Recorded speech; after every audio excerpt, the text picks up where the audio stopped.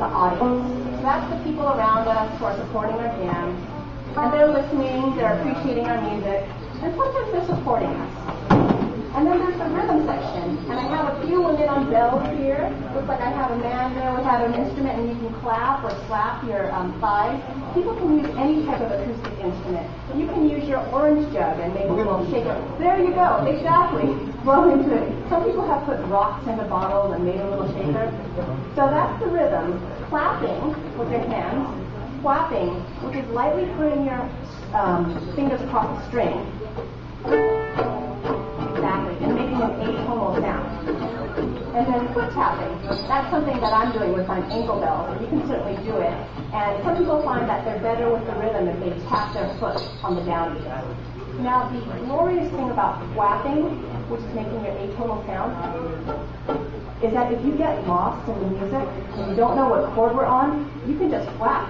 And you're still part of the jam, no one knows any differently, and then when you realize, hey, they're playing that all-important G chord, you come back on the G chord and you haven't missed a beat. So that's level 1, rhythm. Okay, level 2 is the root. And I don't have a bass player. If I had a bass player, I'd have you up here with me. We could have a stand-up bass or a guitar bass.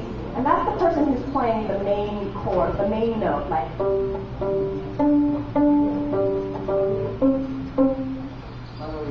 So I've been doing that with my violin by playing. So this low note on the beat is the root. And that's playing the key, the main key or the main note. And for this particular case, it's the G or C. Now the chords are what many of you are playing on your acoustic instruments. And that's your basic G, C, or D chord.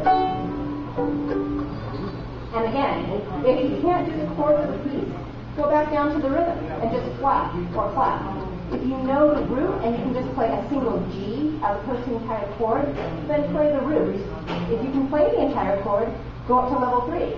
So basically, as you're going up this jam pyramid, things get a little bit harder. As you're going down, things get a little bit easier. So you should never feel like the jam is too advanced for you. You should never feel that you can't participate. Because you can always clap. You can always tap your foot. You can always sing.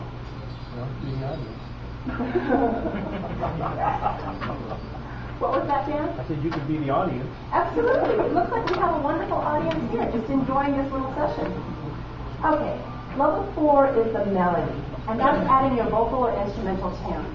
So we have beginner players, we have advanced players, and I as a musician feel that any musician should be able to play with any other musician, whatever the level is.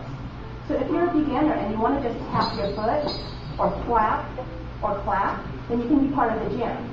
If you're a more advanced musician, you can have those people supporting you and play the melody. And if you're an intermediate musician playing the guitar or the banjo, sometimes it's actually hard to play your chords and sing at the same time. And that's just a skill that you get over doing it over and over and over again. And another one of my philosophies is you should never feel like embarrassed to be bad or to be a beginner. That's the whole point of these jam sessions.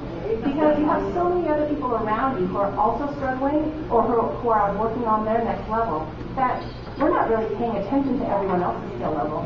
Really, it's a way for all of us to practice together. And then once you have the melody down, you can do the lead. And that's kind of what I've been doing. I've been starting us off, I've been ending us together, and then I've been calling out, okay, sing with me. Or, Dan, take a solo. Or sometimes I'll take a solo. And the great thing about the lead is you can do solos and improvisations. So if you do an improv, it's yours. You own it. There are no wrong notes. Even if you're playing a note that doesn't seem to be quite right for that chord, just do it again and then call it jazz. That's how you do that. So these are the 5-level jam systems. And with that in mind, I'd like us to go to another piece to play together. So take out your class packet. And this piece is a gospel tune called Amazing Grace.